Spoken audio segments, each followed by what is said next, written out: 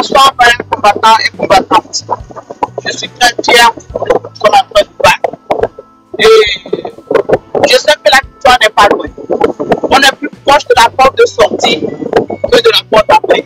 On a déjà fait beaucoup et le chemin qui reste devant nous n'est même pas un dixième de ce que nous avons déjà fait. Donc je demande d'abord à tout le monde d'être courageux, de prendre ses courage entre les deux mains et de faire tout ce qu'il peut. Mobiliser au maximum, parler à ses parents, parler à ses amis, se mobiliser autant qu'on peut pour pouvoir sortir le 30 sur les trottoirs pour montrer aux populaires, pour montrer au monde entier que nous nous rappelons du 30 1956, nous nous rappelons de ce que nos ancêtres ont fait pour la libération, pour l'indépendance de notre pays, que nous sommes aussi maintenant confrontés à une sorte d'esclavage, de colonisation, de suppression, de torture, et nous voulons libérer notre pays. Donc, nous allons nous lever aujourd'hui. Nos ancêtres n'avaient pas tout ce que nous avons aujourd'hui. Nos ancêtres n'avaient pas les téléphones, n'avaient pour se parler, pour faire des lives. Nos ancêtres n'avaient pas les TikTok, les Internet et tout. Ils ont communiqué à leur manière. Par les tambours, par les tam-tams, par des chars, par des messagers qui couraient d'un village à l'autre. Et ils ont fait ça et ils ont vu la libération. Et nous voulons aussi notre libération. Cette libération viendra comme une vraie indépendance du peuple congolais. On a vu l'indépendance depuis 1960. Et depuis 1960, notre maman l'a dit, le Togo n'a pas connu une vraie indépendance, un vrai développement. Mais tout ce que le Togo a connu, c'est d'exiler ses enfants, de torturer ses enfants, de tuer ses enfants et de ralentir l'économie, plutôt même que l'économie n'existe même pas. C'est pour cela qu'aujourd'hui nous retrouvons avec plus de 5 000 milliards, près de 5 000 milliards de dettes. Mais si moi je dois d'abord parler, avant même de rentrer dans le vif du discours de notre maman, vous voyez d'abord sa posture, la manière dont elle s'est tenue debout. Moi, ça me dit déjà grave. Parce que la plupart, ils allaient s'asseoir avec des papiers devant eux. Mais elle s'est tenue debout pour nous dire qu'elle est debout avec nous. Elle n'est pas assise dans la piété, elle n'est pas assise dans l'abondance, elle n'est pas assise pour regarder ce qui se passe. Elle est debout avec nous. Et tant que nous le levons, elle est déjà debout. Et elle nous souvent, elle sera devant nous pour libérer notre pays. Moi, déjà, sa façon de se tenir debout, ça me dit grand chose. Et vous allez remarquer, elle n'avait pas de papier devant elle, parce qu'elle a parlé avec son frère. Elle n'est pas venue avec des habits, avec des marques, pour dire, oh, elle a porté un Versace. Les habits étaient simples. Les habits qu'elle avait portés étaient simples, mais qui disaient, oh, je suis avec vous, je suis là et je vous soutiens. Moi, avant même de commencer par rentrer dans le mot qu'elle a utilisé, lettre par lettre, mot par mot, phrase par phrase, elle a des messages. Si quelqu'un qui vous parle dit qu'il n'a rien compris, c'est qu'il est trop tard pour écouter. Et ça, ce n'est pas de votre faute. Si tu es bête, tu peux faire écouter ce que notre maman dit. Mais nous, les fils et les filles du Togo, nous avons compris ce que notre soeur a dit. Et nous le levons derrière elle. Et nous allons sortir le 30 pour marcher, pour libérer notre pays une deuxième fois. Et cette fois-ci sera la dernière. Je vous remercie pour le moment. Et quand je vais donner la parole, je reviendrai. On ira dans le détail, Merci beaucoup, mon cher frère. Merci.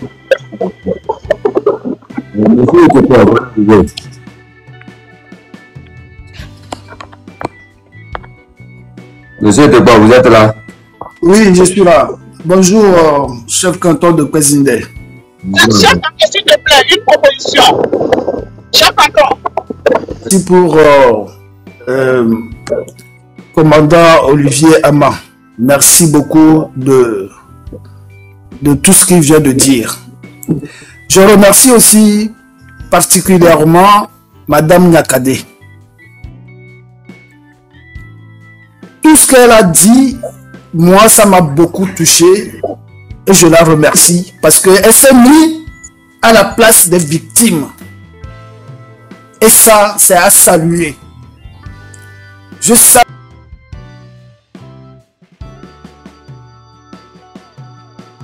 C'est le changement. Et elle a bien précisé. Elle a dit avec force rien ne peut pas avancer, rien ne peut marcher. Parce qu'elle connaît ce monsieur-là, Faure Gnassingbé. Elle lui connaît. Et l'heure actuelle ne nous permet pas de commencer à critiquer de gauche à droite quiconque. Moi, ce que je souhaite, c'est que les Togolais soient prêts pour le 30 août 2025, qu'on en finisse avec Faure Gnassingbé. Parce que Faure Gnassingbé est illégitime. C'est ça que nous devons savoir. Faure Gnassingbé est illégitime. Et il n'a pas donné même du respect à son propre pays,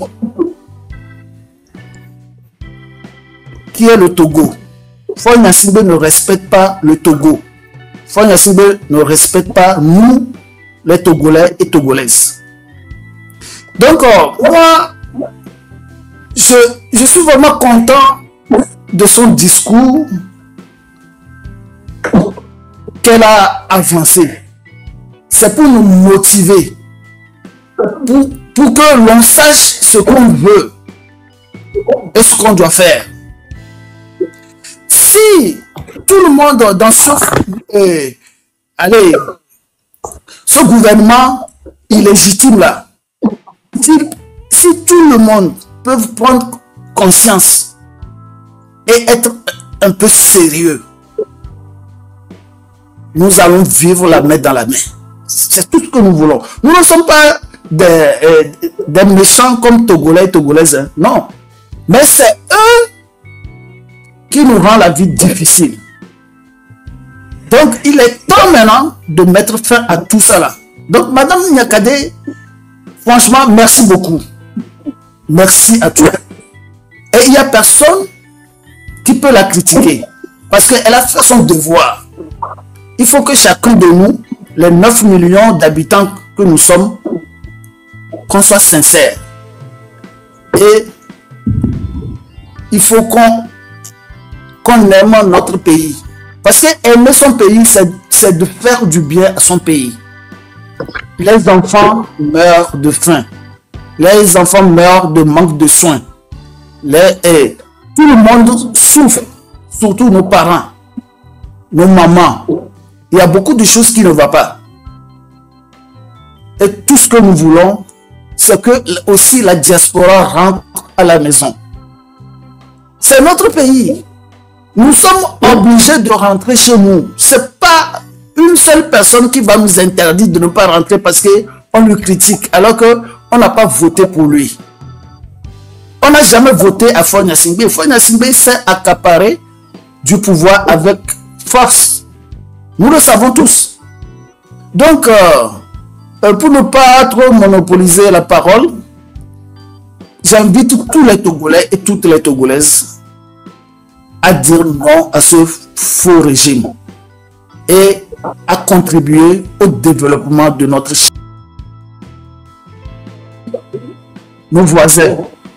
Nous, on n'a jamais connu un autre président, à part une seule famille.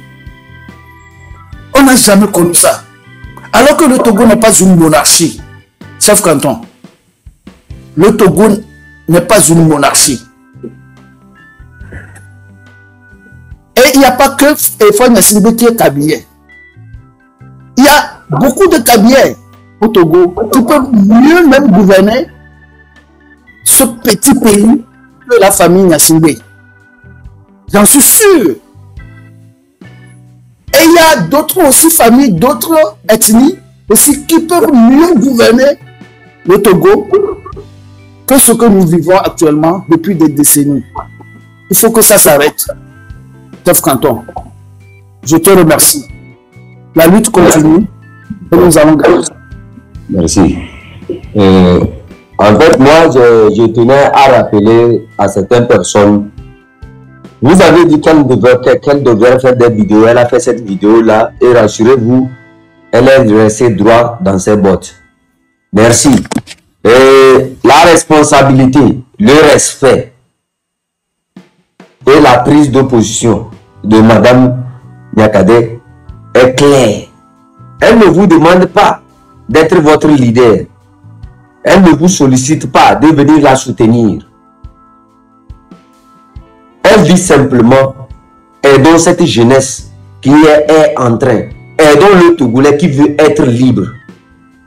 Elle invite d'abord ceux qui sont du camp où elle était hier à une prise de conscience, qui sortent de leur manière de penser entre les quatre murs du système RPT uni, qu'ils puissent explorer d'autres espaces. C'est comme ce que j'ai l'habitude de dire. Si tu as un champ de maïs quelque part, qui ne te donne rien, et que tu es toujours là-bas, tu cultives chaque année, et que quelqu'un vient te proposer un autre champ quelque part, pourquoi tu ne vas pas aller essayer là-bas? Madame Nyakadé invite le général Belé, Madjouba, le ministre de la Sécurité là. Madame Nyakadé invite le chef d'état-major. Madame Nyakadé invite le général Berana et les autres. Madame Nyakadé invite l'armée à comprendre qu'on peut avoir un Togo meilleur où les gens ne seront pas contraints à exécuter des missions de miliciens, mais d'exécuter des missions républicaines. L'armée n'est pas une armée de milices, mais l'armée, c'est une armée républicaine, une armée qui répond aux aspirations de son peuple, une armée qui défend son peuple. Sinon, quelque part, à quoi aurait servi cette armée qui se bat contre son propre peuple?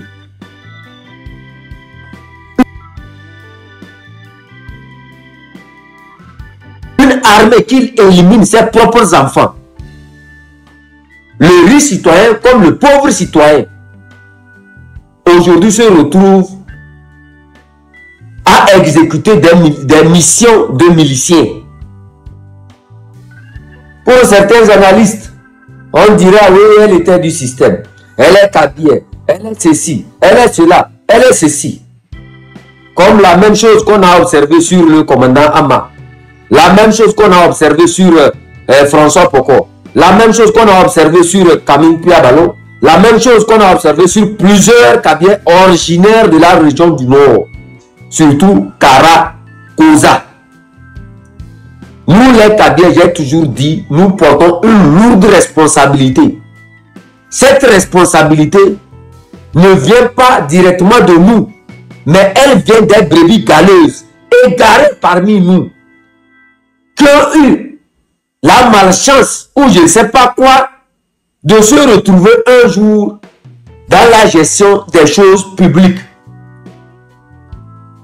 Et ayant eu cette chance de gérer les biens du pays et la sécurité du pays, elles ont pensé que le pays les appartient. Elles ont pensé que les citoyens étaient de simples moutons d'une bergerie. D'où notre sens d'éducation est de les rappeler à l'ordre. Nous l'avons fait. Nous le ferons encore. Nous l'avons fait le 6 août. Nous l'avons fait le 26-27. Nous le ferons encore ce 30 août. C'est très important de tenir à rappeler tous ces événements-là. Et le discours de Notre-Dame vient dire aux Togolais, chers amis, vous avez pleinement raison de vous battre. Vous avez pleinement raison de revendiquer vos droits, puisque ce pays nous appartient à nous tous. Je ne manque de rien. C'est ce qu'elle dit aux Togolais. Je pouvais rester là, continuer par manger. Je pouvais rester là, continuer par être protégé. Je pouvais rester là, continuer par faire mes voyages. Mais j'ai cru, étant ministre des armées, changer les choses. Mais quelque part, j'ai vu que c'était impossible de changer les choses dans ce système de choses où les gens n'ont pas appris que c'est au bout de l'effort qu'on gagne sa vie, mais c'est au bout de la mendicité qu'on gagne sa vie. C'est dans ce système des choses où certaines personnes ont appris à seulement voler, tricher, éliminer ceux qui ont la vérité pour se faire des noms. Elle a appris seulement au Togolais aujourd'hui dans son discours ou bien dans son appellation à une prise de conscience. On doit comprendre que quelque part, c'est ce que j'ai toujours l'habitude de dire. Réussir. Ton succès ne t'appartient pas à toi seul si c'est toi seul qui manges. Ton succès ne t'appartient pas à toi seul si c'est toi seul qui as une voiture dans une communauté.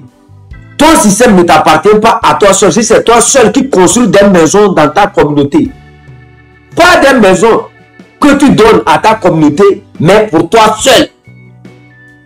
Ton succès ne t'appartient pas à toi seul. Quand tu as seulement 10 voitures, 40 voitures chez toi et que ton citoyen n'arrive même pas à se payer une brouillette. C'est ce que Madame Nyakadé est en train de dire aujourd'hui. D'une manière physique, voilà l'explication. D'une manière spirituelle, j'irai loin pour vous dire, c'est de cette même manière Amron était allé sur la tombe de Amron. Comment on appelle ça? De l'autre là. Tabio Amorin, de notre grand frère. Tabio Amorin, de notre grand frère. Amron était allé là pour dire aux gens, je reconnais, je porte, j'ai ma main sur ma conscience, sur ma poitrine pour dire, je reconnais que certains, au cours de l'histoire, ont été égarés, qu'ils ont commis tant de crimes ignobles qu'on ne peut pas pardonner. Et que je viens ici te demander pardon, de m'aider à libérer ce pays et après la justice. La même chose Nyakadé est en train de faire. Elle est en position de force. Elle a des enfants avec le système. Elle pouvait rester là. Elle n'a rien à faire dans nos affaires. Puisqu'elle mange bien. Elle a sa voiture. Elle a son argent.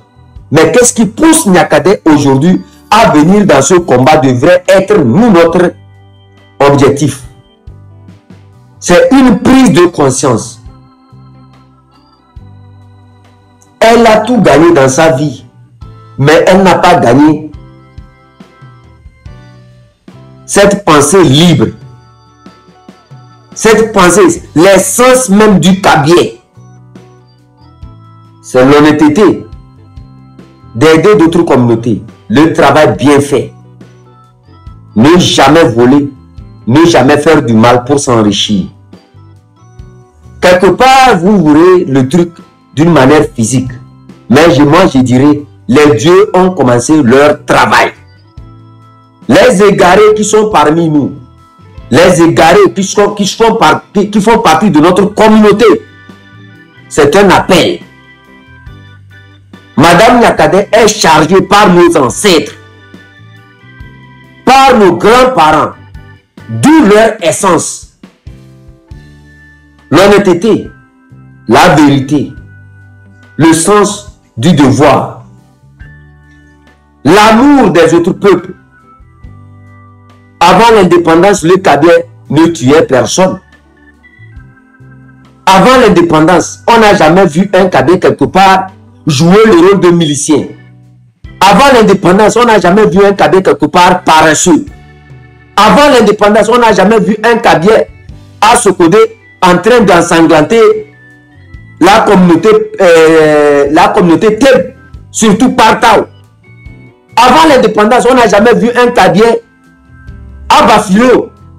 Avant l'indépendance, on n'a jamais vu un Kabyle en train de dire les enfants dans la lagune de baie.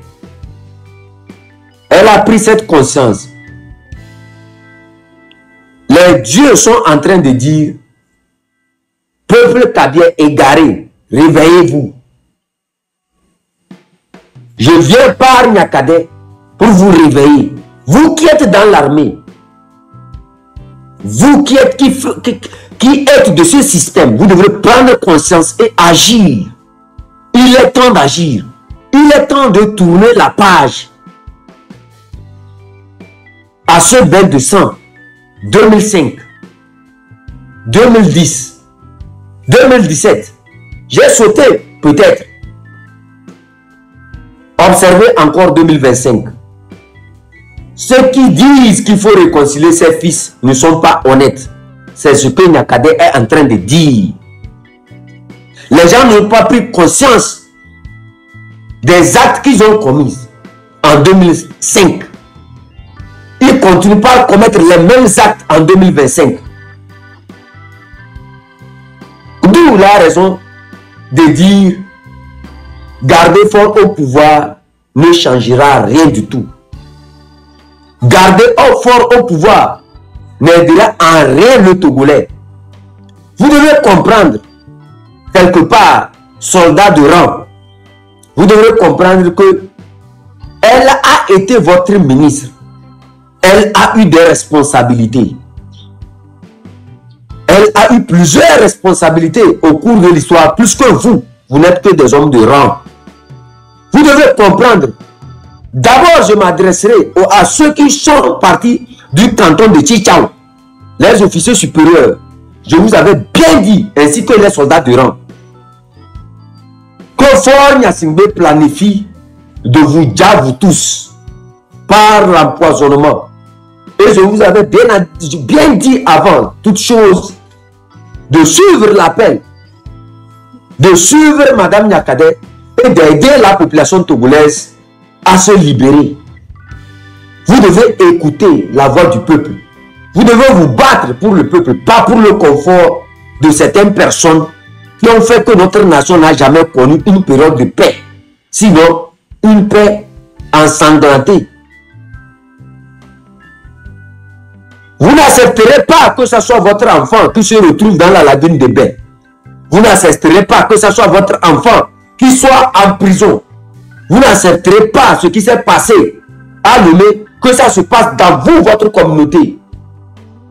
Puisque dans ce système des choses, toutes les ethnies ont leur rôle à jouer. Quand vous verrez ces filles, ces femmes, qui se couchent avec Faure Gnassingbé, c'est parce que le système leur a appris seulement à faire ça. Et notre soeur qui est là, s'est jugée. Elle s'est regardée dans le miroir. Elle s'est dit, quelle société je suis en train de bâtir?